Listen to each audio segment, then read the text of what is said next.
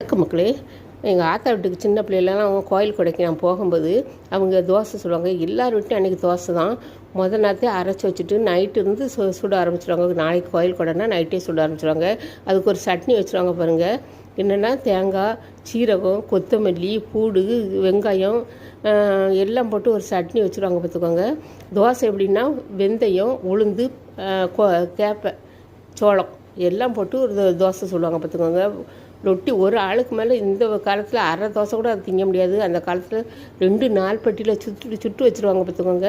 ஏன்னா சொந்தக்காரங்க வரும்போது எல்லாத்துக்கும் சாப்பாடு கொடுக்கணுங்கிறதுக்காண்டி 2 பெரிய இது நார்பெட்டி அதை பெட்டியில் போட்டு வச்சுருவாங்க. இப்போ நம்மளுக்கு அது கிடைக்கலன்னு ஏக்கமாக இருக்குது பார்த்துக்கோங்க. நம்ம எவ்வளோ தான் இன்றைக்கி நைஸாக தோசை சுட்டாலும் சட்னி வச்சாலும் நம்மளால் சாப்பிட முடியல. அந்த நம்ம இது பழைய ஞாபகத்தை தான் நம்ம வச்சுட்டு நம்ம அனுபவிச்சுக்கிறோம். இப்போ எங்கள் பாட்டியெல்லாம் இல்லை, அதனால் எனக்கு சொந்த உறவே இல்லாத மாதிரி ஆகிட்டு.